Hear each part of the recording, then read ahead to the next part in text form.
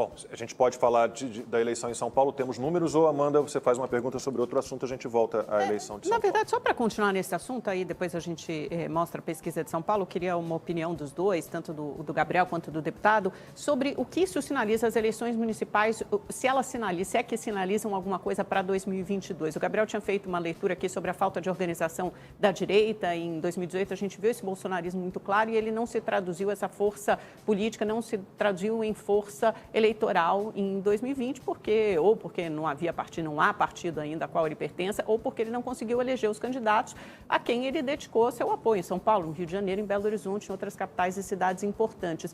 E o que isso sinaliza para 2022? Se essa onda de 2016 e 2018, de valores mais conservadores, mais liberais, como o Gabriel tão bem definiu, pode mudar em 2022, ou se essa onda continua? Acho que a gente pode começar com o Gabriel. Gabriel primeiro, então, vamos lá. Perfeito, Amanda. É difícil de comparar esse resultado de 2020 com 2016, porque o bolsonarismo não existia em 2016, né? Não participou das eleições municipais desse ano, do ano. Mas você teve o começo daquela onda antipolítica, né? Com Dória, com Alexandre Calil, ela vai desaguar ali, culminar em 2018. Dória ganhou muito bem aqui no primeiro turno em São Paulo, mas você não tinha o fenômeno Bolsonaro da forma como foi em 2018. Então, mesmo essa comparação é difícil de fazer em relação a 2016. Eu acredito que a gente vai precisar, primeiro, de um partido político, tá? Nessa indefinição em relação à aliança pelo Brasil, e ao que parece vai ser difícil de sair esse partido. Então, se não houver essa organização e formação de novos quadros, o que eu vejo é que a velha política, eu não gosto muito dessa nomenclatura, mas as forças que estão no poder há muito tempo estão se recompondo, estão se fortalecendo e vão continuar muito fortes agora para as eleições de 2022. Se não houver essa organização, definição de estratégia, formação de novas pessoas e trabalho para concretizar um partido político conservador no Brasil, realmente a gente vai ter muitas dificuldades. Deputado. A direita não existe como organização no Brasil desde o fim da UDN.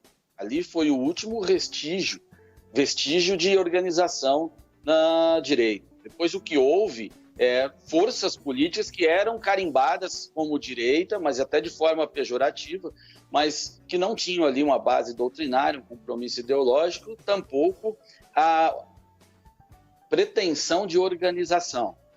Em 2016, o PSDB, por exemplo, venceu em diversas capitais, cidades importantes e entendeu que era, assim, o grande vitorioso para a eleição. Chegou em 2018 e o resultado foi um fracasso retumbante. Porque para o PSDB, para esse campo que o PSDB trabalha, as estruturas de prefeitura não fazem tanta diferença quanto fazem para o Partido dos Trabalhadores, conforme eu falei aqui na minha primeira intervenção. E tampouco significa que o eleitorado vai tender a essas forças, porque exatamente elas não têm um valor determinado.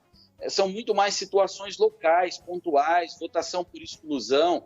Então, não significa que o Bolsonaro chega em 2022 com fraqueza porque não teve essas estruturas. Se tivesse, seria melhor, mas não chega a comprometer. Tanto que ele elegeu-se em 2018 sem essa estrutura nenhuma. Bolsonaro disputou pelo PSL simplesmente porque a lei no Brasil determina que você tem que estar afiliado a um partido. Se houvesse candidatura independente, certamente ele teria feito isso.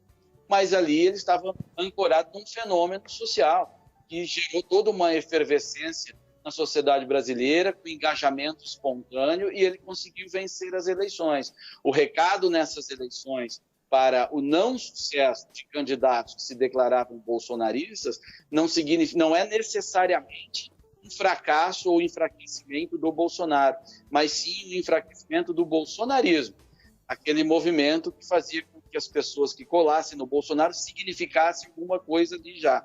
Agora não, isso não é mais suficiente. Bolsonaro, sim, ainda é muito forte, as pesquisas mostram que ele tem bastante popularidade, mas mimetizar o Bolsonaro não funciona mais. Acho que a grande mensagem dessa eleição foi exatamente